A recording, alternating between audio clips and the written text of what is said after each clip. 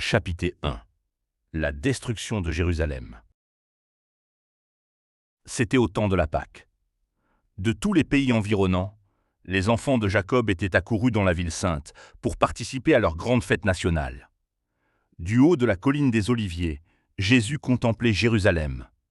C'était une scène de paix et de beauté. Entourée de vignes, de jardins et de gradins verdoyants qu'émaillaient les tentes des pèlerins, s'élevaient en terrasse les palais somptueux et les imposants remparts de la capitale d'Israël. La fille de Sion semblait dire, dans son orgueil, « Je suis assise comme une reine, je ne verrai point de deuil ». Elle était alors aussi belle, et elle se croyait aussi sûre de la faveur divine qu'à l'époque où le barde royal chantait « Belle est la colline, joie de toute la terre, la ville du grand roi ». En face se dressaient les magnifiques constructions du temple. Sous les rayons du soleil couchant, éclairant la blancheur neigeuse de ses murailles de marbre, rutilaient les ors des tours, des portes et des créneaux. Parfaite en beauté, elle était l'orgueil de la nation juive. Aucun fils d'Israël ne pouvait regarder ce tableau sans un frisson de joie et d'admiration. Mais d'autres pensées troublaient le cœur du maître. Comme il approchait de la ville, Jésus, en la voyant, pleura sur elle. Au milieu de la joie universelle de son entrée triomphale, tandis que s'agitent autour de lui des branches de palmiers, que de joyeux hosannas réveillent les échos des montagnes, et que des milliers de voix le proclament roi. Le Sauveur est soudain envahi d'une douleur mystérieuse. Fils de Dieu, espérance d'Israël, vainqueur de la mort et du tombeau, il est saisi, non par un chagrin passager, mais par une douleur si intense que son visage est inondé de larmes. Jésus ne pleurait pas sur lui-même, bien qu'il sût parfaitement où sa carrière devait aboutir. Il voyait devant lui Gethsémanée, le lieu de sa prochaine agonie. Plus loin était la porte des brebis par laquelle, des siècles durant, des milliers de victimes avaient été menées au sacrifice, et qui allait bientôt s'ouvrir pour lui, antitype de « l'agneau qu'on mène à la boucherie ». À peu de distance, on distinguait le calvaire, futur théâtre de la crucifixion. Sur le sentier de l'immolation expiatoire que Jésus allait bientôt fouler, un suaire d'effroyables ténèbres l'attendait. Et pourtant, ce n'est pas cette sombre vision qui le navre à cette heure de joie universelle. Aucun pressentiment de l'angoisse surhumaine qui l'attend ne vient jeter son ombre sur son esprit dépourvu d'égoïsme. Jésus pleure sur le sort inexorable de Jérusalem. Il pleure sur l'aveuglement et l'impénitence de ceux qu'il est venu sauver. Plus de 1000 ans d'histoire se déroulaient devant le Sauveur. La faveur et la sollicitude divine dont le peuple élu avait été l'objet repassaient devant ses yeux. Là, sur la colline de Morija, le jeune Isaac, victime volontaire, emblème des souffrances du Fils de Dieu, s'était laissé lier sur l'autel. Là aussi, l'alliance, la glorieuse promesse messianique avait été confirmée au Père des croyants. Là encore, la fumée du sacrifice offert par David sur l'aire d'Ornan, le Jébusien, avait détourné l'épée de l'ange destructeur. Plus que tout autre lieu sur la terre, Jérusalem avait été honorée d'en haut. L'Éternel avait choisi Sion, il l'avait désirée pour son séjour. Des siècles durant, les prophètes y avaient fait entendre leurs avertissements. Les sacrificateurs y avaient agité leurs encensoirs, et les nuages de l'encens étaient montés devant Dieu avec les prières des adorateurs. Chaque jour, le sang des agneaux figurant l'agneau de Dieu y avait été versé. Jéhovah avait manifesté sa puissance dans la nuée éclatante au-dessus du propitiatoire. Là, enfin, l'échelle mystique unissant le ciel à la terre, et sur laquelle les anges de Dieu montaient et descendaient, avait ouvert aux hommes l'accès au lieu très saint. Si Israël était resté fidèle à son Dieu, Jérusalem eût subsisté à toujours. Mais l'histoire de ce peuple favorisé entre tous n'avait été qu'une longue série d'infidélités et d'apostasies. Il avait résisté à la grâce céleste, méconnu et méprisé ses privilèges. Quoique Israël se fût moqué des envoyés de Dieu, qu'il eût méprisé ses paroles et se fût raillé de ses prophètes, Jéhovah ne s'en était pas moins manifesté à lui comme un Dieu miséricordieux et compatissant, lent à la colère, riche en bonté et en fidélité. Maintes fois repoussé, la miséricorde continuait à faire entendre ses appels. Dans un amour plus tendre que celui d'un père pour le fils qu'il chérit, le Dieu de leur père avait donné de bonne heure à ses envoyés la mission d'avertir son peuple qu'il voulait épargner. Les appels, les supplications et les réprimandes ayant échoué, il leur avait envoyé ce qu'il avait de plus précieux au ciel. Que dis-je? Il leur avait donné le ciel tout entier dans ce seul don.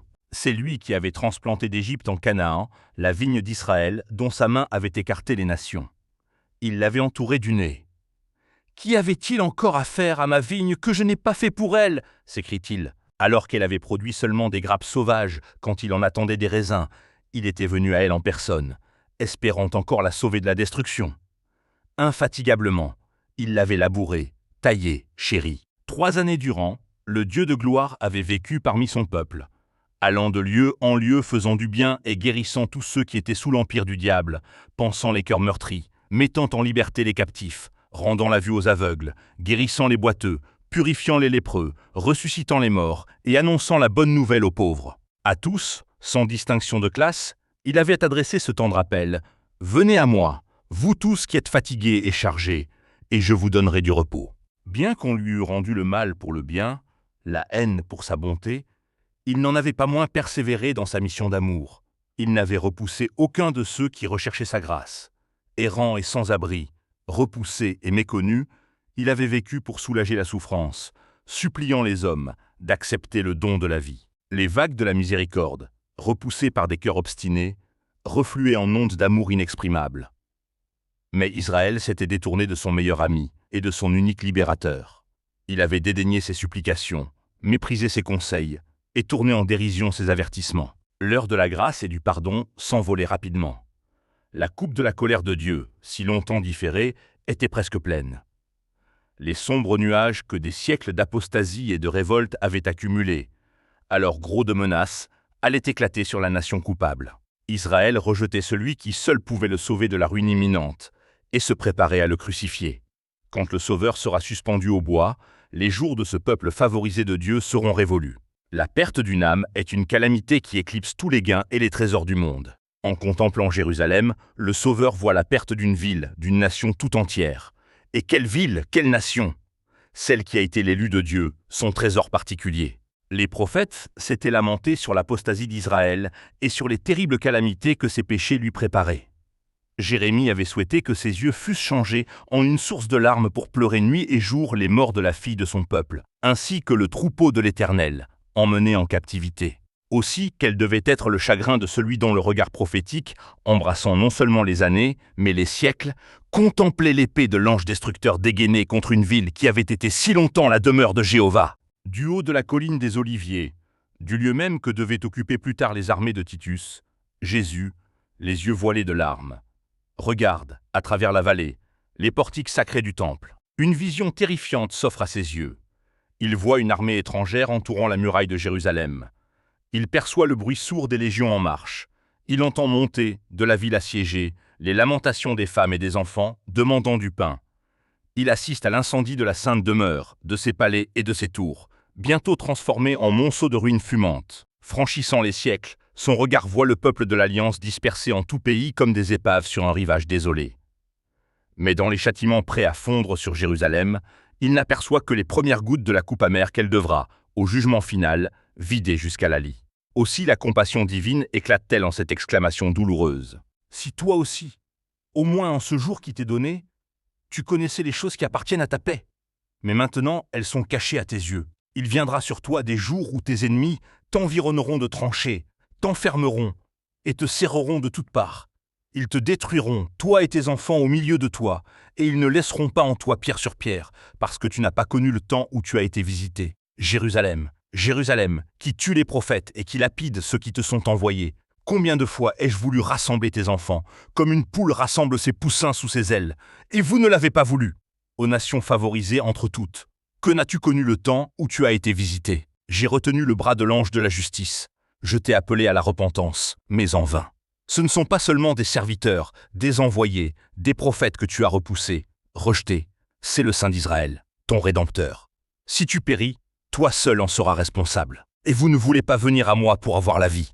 C'étaient aussi les malheurs de toute la famille d'Adam qui arrachaient au Sauveur ce cri amer. En Jérusalem, Jésus voyait le symbole d'un monde endurci, incrédule, rebelle, se précipitant au-devant des jugements de Dieu. Il lisait l'histoire du péché et de la souffrance humaine, écrite dans les larmes et le sang.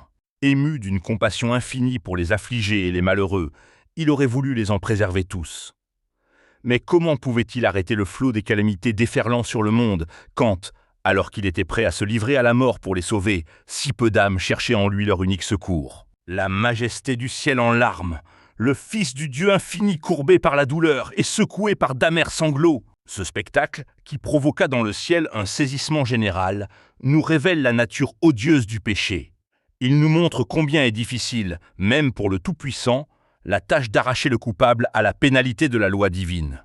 Promenant son regard à travers les siècles jusqu'à la dernière génération, Jésus voyait le monde plongé dans un égarement analogue à celui qui causa la ruine de Jérusalem. Le grand péché des Juifs a été la réjection du Christ.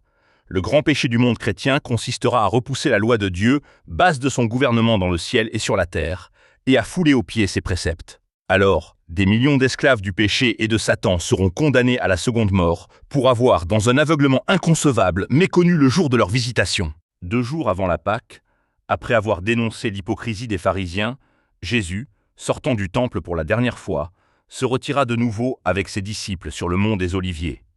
Assis avec eux sur les pentes herbeuses dominant la cité, il contemplait une fois encore ses murailles, ses tours, ses palais. Une fois encore, il voyait l'éclatante splendeur du temple couronnant, tel un diadème, la colline sacrée. 1000 ans auparavant, le psalmiste avait célébré la faveur que Dieu avait accordée à Israël en élisant domicile dans sa sainte demeure.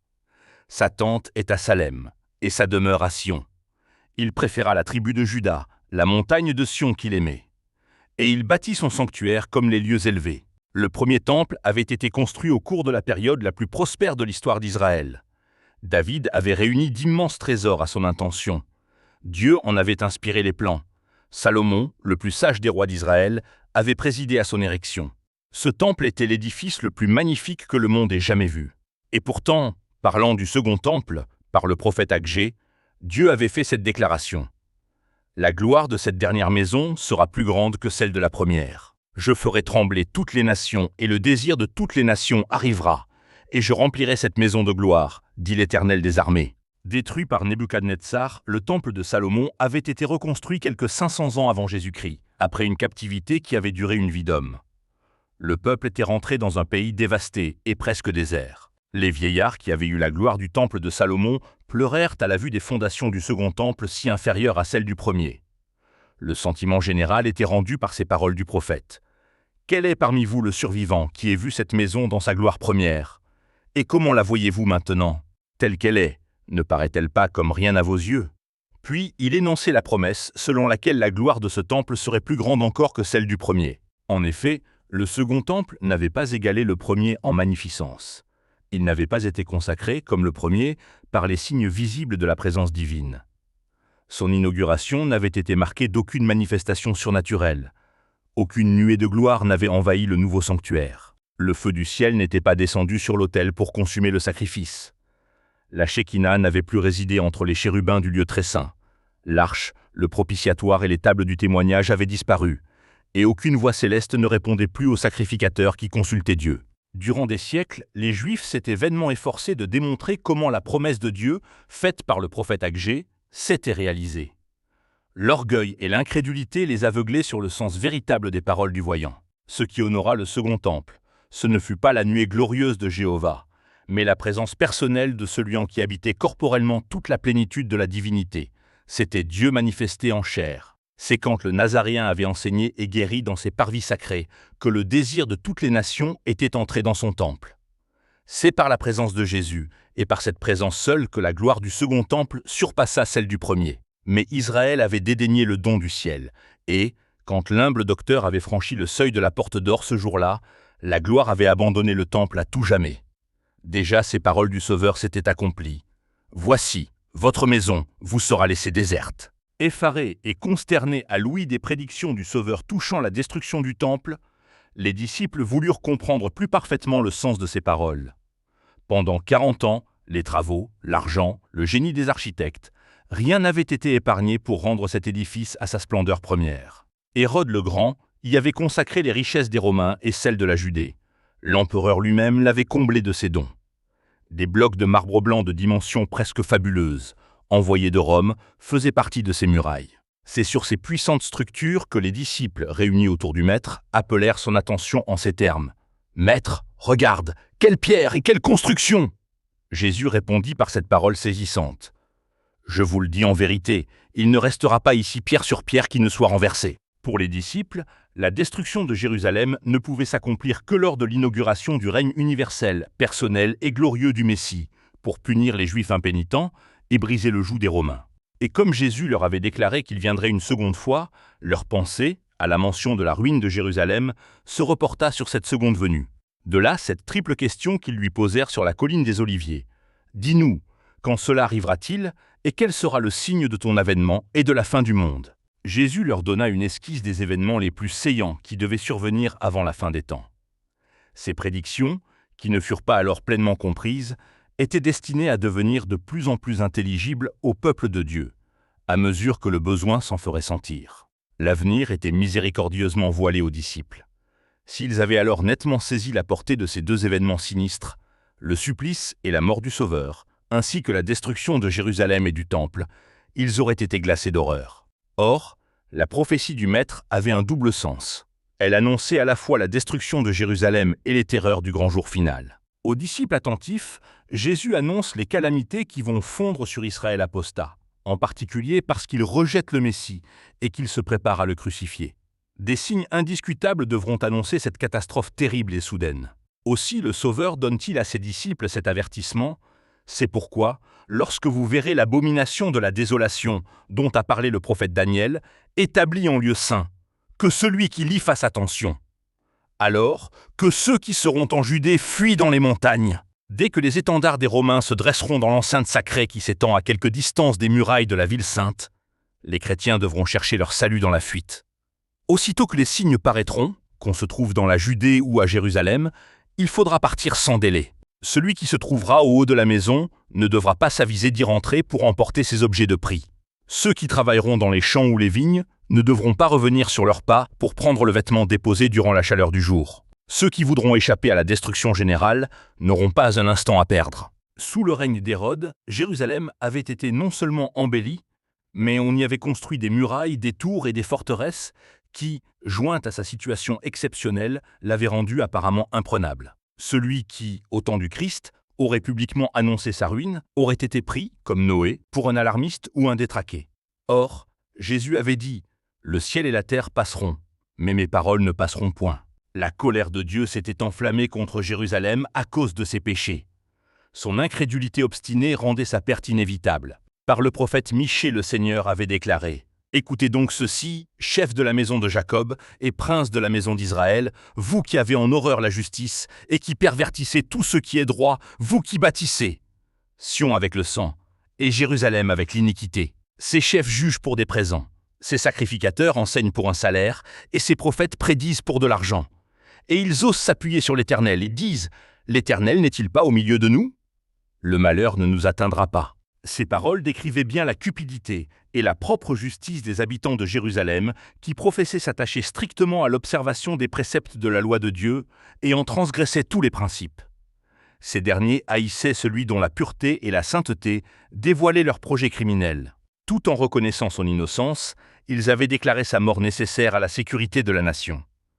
Si nous le laissons faire, tous croiront en lui, et les Romains viendront détruire et notre ville et notre nation. Ils pensaient, en supprimant le Sauveur, devenir un peuple fort et uni. Ils partageaient ainsi le sentiment du nouveau sacrificateur qui préférait qu'un seul homme mourût pour le peuple et que la nation entière ne pérît point.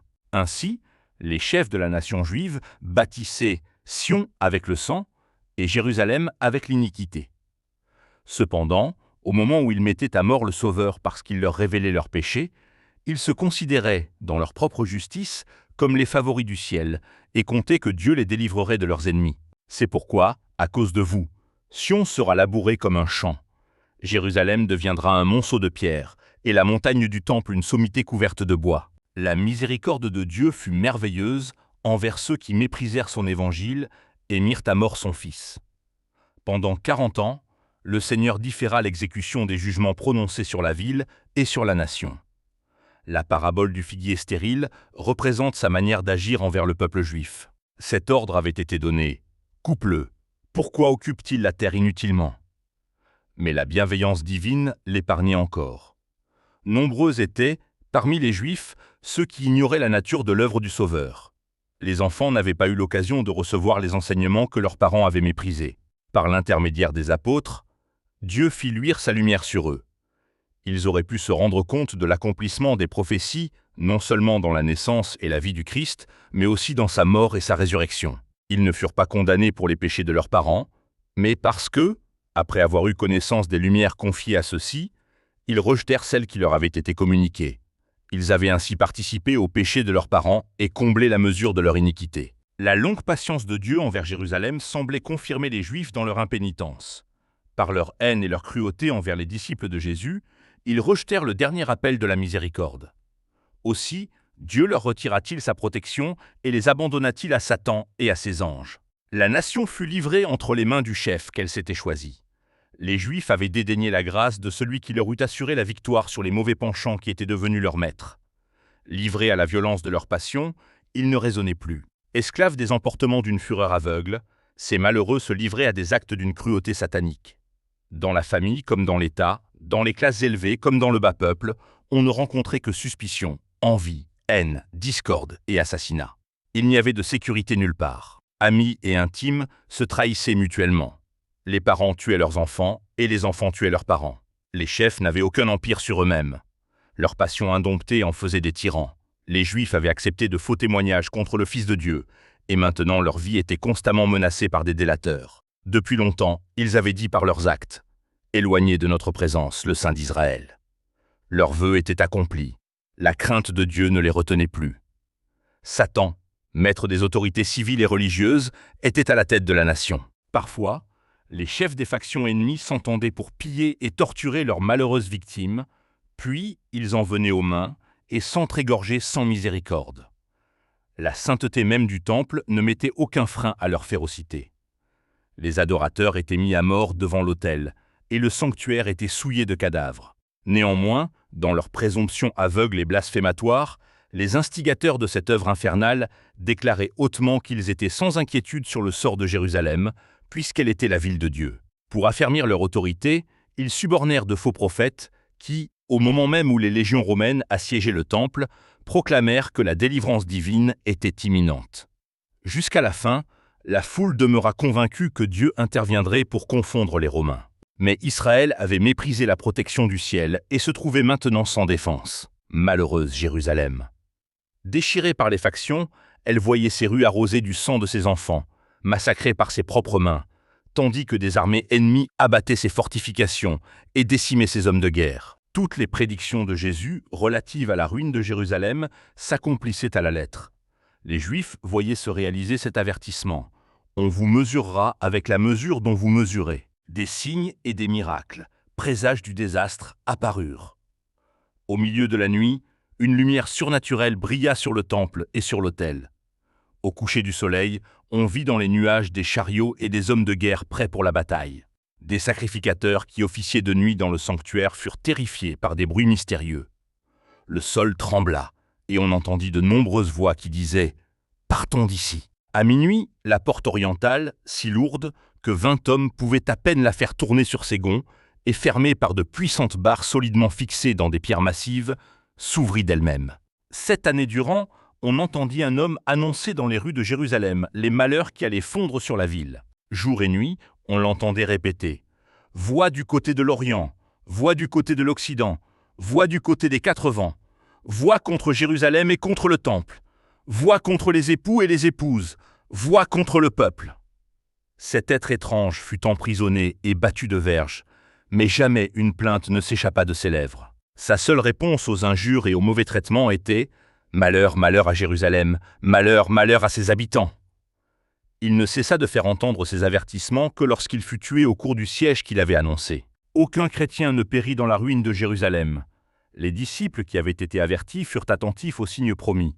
« Lorsque vous verrez Jérusalem investie par des armées, avait dit Jésus, sachez alors que sa désolation est proche. Alors que ceux qui seront en Judée fuient dans les montagnes, que ceux qui seront au milieu de Jérusalem en sortent, et que ceux qui seront dans les champs n'entrent pas dans la ville. » Une armée romaine, placée sous la conduite de Cestius Gallus, avait investi Jérusalem. À peine arrivée, alors que tout semblait favoriser une attaque immédiate, elle levait le siège. Les assiégés, désespérant du succès, parlaient déjà de se rendre, quand le général romain battit en retraite sans la moindre raison apparente. Dieu, dans sa miséricorde, dirigeait les événements pour le bien de son peuple. Le signe promis avait paru, et l'occasion était donnée aux chrétiens sur le qui-vive, et à tous ceux qui le voulaient d'obéir à l'ordre du Seigneur. Les choses tournèrent de telle façon que ni les Juifs, ni les Romains ne s'opposèrent à leur fuite. Voyant que l'armée se retirait, les Juifs, sortant hors des murs de Jérusalem, se précipitèrent à sa poursuite, ce qui donna aux chrétiens l'occasion de quitter la ville. La campagne, également, était en ce moment-là débarrassée des ennemis qui auraient pu leur barrer la route, tandis que les Juifs se trouvaient enfermés dans la ville à l'occasion de la fête des tabernacles. Les chrétiens purent donc s'enfuir sans être molestés. Ils se réfugièrent tempérés, au-delà du Jourdain, dans la ville de Pella. Les forces juives qui s'étaient jetées à la poursuite de Cestius attaquèrent son arrière-garde avec tant d'impétuosité qu'elle fut menacée d'une complète destruction. Elles rentrèrent triomphalement à Jérusalem, chargées de butin et n'ayant essuyé que des pertes légères. Mais cet apparent succès les servit mal. Il leur inspira un esprit de résistance obstinée qui, lorsque Titus en reprit le siège, attira sur la ville des maux indescriptibles. Jérusalem avait été investie durant la Pâque, alors qu'une multitude de Juifs se trouvait dans ses murs. Distribuées avec sagesse, les provisions auraient pu suffire des années durant. Elles furent détruites par les factions rivales des défenseurs, et bientôt les habitants se trouvèrent réduits à une horrible famine. Plusieurs rongeaient le cuir de leurs ceintures, de leurs sandales et de leurs boucliers. Une mesure de blé se vendait un talent. Nombre de gens se glissaient, la nuit, hors des murailles pour aller chercher quelques plantes sauvages à manger. Les uns étaient capturés et livrés à la torture, tandis que ceux qui réussissaient à rentrer dans la ville étaient souvent dépouillés des provisions qu'ils avaient si chèrement obtenues. Les chefs infligeaient les traitements les plus inhumains aux personnes qu'ils soupçonnaient de détenir quelque aliment. Souvent, bien nourris eux-mêmes, ils visaient à se faire des réserves pour l'avenir. Des milliers périssaient par la famine et par la peste. Les affections naturelles semblaient éteintes. Des maris volaient leurs femmes et des femmes leurs maris. Des enfants arrachaient la nourriture de la bouche de leurs vieux parents. La question du prophète, « Une femme oublie-t-elle l'enfant qu'elle allait ?» reçut cette réponse dans l'enceinte de cette ville perdue. Les femmes, malgré leur tendresse, font cuire leurs enfants. Ils leur servent de nourriture au milieu du désastre de la fille de mon peuple. Alors s'accomplit également la prédiction faite 14 siècles auparavant. La femme d'entre vous la plus délicate et la plus habituée à la mollesse, qui par mollesse et par délicatesse n'essayait pas de poser à terre la plante de son pied, aura un œil sans pitié pour le mari qui repose sur son sein, pour son fils et pour sa fille, elle ne leur donnera rien.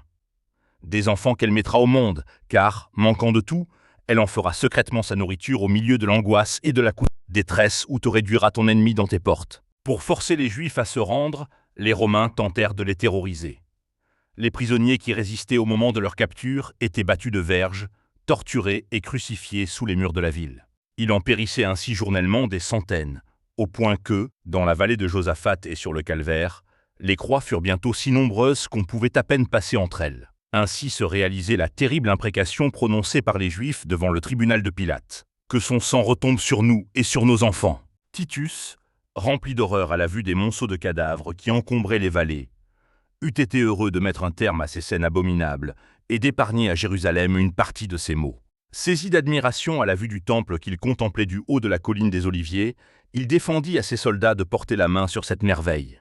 Avant de tenter l'assaut de la forteresse, il supplia les chefs des Juifs de ne pas le contraindre à souiller de sang le sanctuaire et promit que s'il consentait à aller combattre ailleurs, aucun soldat romain ne profanerait le temple. Dans un appel éloquent, Joseph, leur compatriote, les supplia de se rendre et d'assurer ainsi leur salut et celui du lieu sacré. À ce dernier médiateur humain, les Juifs répondirent par des imprécations et des quolibets. Ils avaient fermé l'oreille à la voix du Fils de Dieu. Maintenant, toutes les supplications ne faisaient que les rendre plus obstinés à résister jusqu'au bout. Titus ne réussit pas à sauver le temple. Un plus grand que lui avait déclaré qu'il n'en resterait pas pierre sur pierre. L'aveugle obstination des chefs juifs et les crimes affreux perpétrés dans la ville assiégée excitèrent à tel point l'horreur et l'indignation des soldats romains que Titus finit par se décider à prendre le temple d'assaut, résolu toutefois à le conserver s'il était possible. Mais ses ordres furent négligés. Un soir, à peine s'était-il retiré dans sa tente que les Juifs, sortant du temple, attaquèrent les assaillants. Dans la chaleur du combat, un soldat jeta un brandon allumé à travers le portique. Bientôt, les salles boisées de cèdre qui entouraient le temple furent la proie des flammes. Accourant en hâte sur les lieux avec ses légionnaires, Titus donna l'ordre de combattre l'incendie. Il ne fut pas obéi. Dans leur rage, les soldats passèrent au fil de l'épée un grand nombre de ceux qui s'étaient réfugiés dans le lieu sacré. Le sang coulait comme de l'eau sur les marches du temple. Des milliers de Juifs périrent. Le bruit de la bataille était dominé par des voix qui disaient « Ichabod », c'est-à-dire « La gloire s'en est allée ». Titus n'avait pas réussi à apaiser la fureur de la soldatesque. Pénétrant avec ses officiers dans l'intérieur de l'édifice sacré, il fut émerveillé de sa splendeur, et comme les flammes n'avaient pas encore atteint le lieu saint, tentant un dernier effort pour le sauver, il conjura ses soldats de combattre les progrès de l'incendie. Armé de son bâton de commandement, le centenier Liberalis s'efforça d'imposer l'obéissance. Mais la présence même du général en chef ne parvint pas à arrêter la rage des Romains contre les Juifs. Rien ne put faire entendre raison à des hommes aveuglés par le carnage et alléchés par l'appât du pillage. Voyant l'or étinceler de toutes parts, à la lumière sinistre des flammes, les soldats s'imaginèrent que des trésors incalculables se trouvaient cachés dans le sanctuaire. Aveuglés par la fumée et les flammes, les officiers durent battre en retraite et abandonner le noble édifice à son sort. Spectacle terrifiant pour les Romains, mais combien plus pour les Juifs? Toute la crête de la colline qui dominait la ville flamboyait comme un volcan. Avec le fracas du tonnerre, les bâtiments, l'un après l'autre, s'effondraient dans un brasier dévorant. Les toits de cèdre ressemblaient à des nappes de flammes. Les pinacles dorés jetaient des reflets embrasés. Des tours s'élevaient des colonnes de fumée et de flammes dont la lueur éclairait les collines avoisinantes. Dans l'obscurité, des groupes d'assiégés, en proie à une angoisse mortelle, suivaient les progrès de l'incendie. Sur les murailles et les éminences de la haute ville, les assiégés, certains atterrés, d'autres exaspérés, se livraient au désespoir ou proféraient de vaines menaces. Les cris des soldats romains et les hurlements des insurgés périssant dans les flammes se mêlaient au crépitement de l'incendie, et les échos de la montagne répercutaient les lamentations du peuple massé sur les hauteurs. Des gens à demi-morts d'inanition rassemblaient ce qu'il leur restait de force pour faire entendre une dernière clameur d'angoisse et de désolation. À l'intérieur se déroulait un spectacle plus terrifiant encore. Hommes et femmes, jeunes et vieux, insurgés et sacrificateurs, combattants et suppliants étaient massacrés sans miséricorde. Et comme le nombre des tués dépassait celui des égorgeurs, les légionnaires, poursuivant leur œuvre d'extermination, devaient escalader des monceaux de cadavres. Le temple détruit, la ville ne tarda pas à tomber tout entière entre les mains des Romains. Les chefs juifs ayant délaissé leur tour imprenable, Titus trouva celle-ci abandonnée. Après les avoir contemplées avec étonnement, il déclara que Dieu seul avait pu les lui livrer. Ces machines de guerre auraient été impuissantes contre elles. La ville et le temple furent rasés. L'emplacement du Saint-Lieu fut labouré comme un champ. Au cours du siège et du massacre, plus d'1 million de Juifs avaient perdu la vie. Les survivants furent réduits en captivité, vendus comme esclaves, emmenés à Rome pour orner le triomphe du vainqueur, jetés aux bêtes féroces dans les arènes ou dispersés dans toutes les parties de la terre. En mettant le comble à leur endurcissement, les Juifs avaient forgé leur propre chaîne. La destruction de leur nation et tous les maux qui suivirent leur dispersion ne furent que le fruit de leurs œuvres. Le prophète l'avait dit. « Ce qui cause ta ruine, Israël, c'est que tu as été contre moi, car tu es tombé par ton iniquité. » Mince auteur cite les souffrances du peuple juif comme l'accomplissement d'un décret divin. Par cette erreur, le grand séducteur s'efforce de masquer son œuvre. C'est à cause de leur mépris obstiné de la miséricorde et de l'amour divin que les Juifs s'étaient aliénés la protection du ciel et que Satan avait pu les dominer. Les cruautés inouïes dont ils se rendirent coupables durant le siège de Jérusalem démontrent la façon dont Satan traite ceux qui se soumettent à lui. Nous comprenons peu combien nous sommes redevables au Seigneur de la paix et de la protection dont nous jouissons. C'est la puissance de Dieu qui préserve l'humanité de tomber entièrement entre les mains de Satan. Les désobéissants et les ingrats feraient bien de le remercier de la patience et de la miséricorde avec lesquelles il tient en échec la cruauté du malin. C'est lorsqu'on dépasse les bornes de sa longanimité qu'il retire sa protection. Ce n'est pas Dieu qui exécute la sentence qui suit la transgression. Il se borne à abandonner à eux-mêmes les contempteurs de sa grâce, qui récoltent alors la moisson de leur semaille. Tout rayon de lumière rejeté, tout avertissement méprisé, toute mauvaise passion caressée, en un mot, toute transgression de la loi de Dieu est une semence qui porte sûrement ses fruits. L'Esprit de Dieu finit par abandonner le pécheur, impénite, et le laisse désarmé devant ses propres passions, comme devant l'inimitié et la malignité de Satan. La destruction de Jérusalem est un avertissement solennel à l'adresse de tous ceux qui restent sourds aux offres de la grâce divine et qui résistent au tendre appel de sa miséricorde. Jamais on ne vit témoignage plus décisif de la haine de Dieu pour le péché, et de la certitude du châtiment qui fondra un jour sur les coupables. La prophétie du Seigneur touchant Jérusalem doit avoir un autre accomplissement dont ce néfaste événement n'est qu'une pâle image. Dans le triste sort de la cité élue, Il faut lire ce qui arrivera à un monde qui a rejeté la miséricorde de Dieu et foulé aux pieds sa loi. Sombre est le tableau des souffrances dont notre terre a été le témoin au cours de ces longs siècles de crimes. À contempler les conséquences de la réjection de l'autorité du ciel, le cœur se serre et l'esprit se trouble.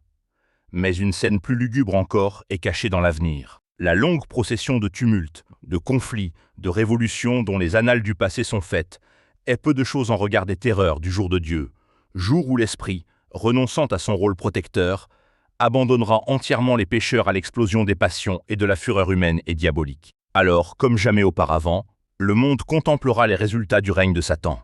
En ce jour-là, comme lors de la destruction de Jérusalem, le peuple de Dieu, tous ceux qui se trouveront inscrits dans le livre seront délivrés. Jésus l'a promis. Il reviendra pour prendre les siens avec lui.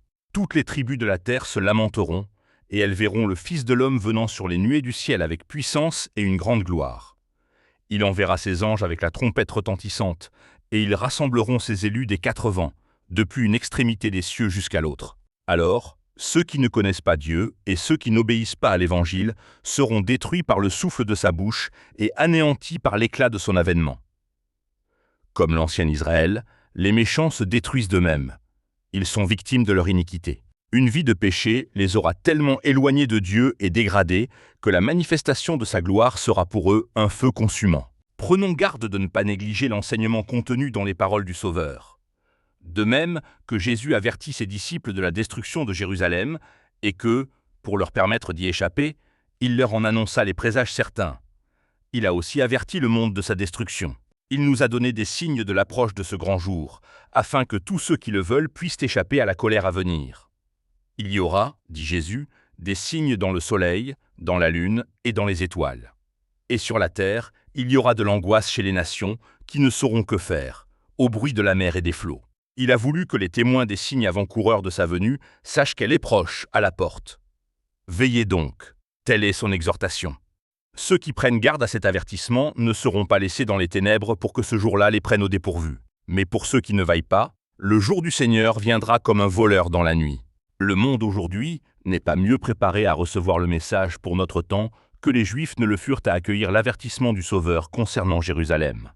À quelques moments qu'il survienne, le jour du Seigneur prendra les méchants au dépourvu. La vie suivra son cours ordinaire. Les hommes seront absorbés par leurs affaires, par leur commerce et par l'amour de l'argent. Les conducteurs de la pensée religieuse exalteront les progrès et les lumières du siècle, et les masses seront bercées dans une fausse sécurité. Alors, tel un voleur qui pénètre à minuit dans une demeure mal gardée, une ruine soudaine surprendra les inconscients et les impies, et ils n'échapperont point.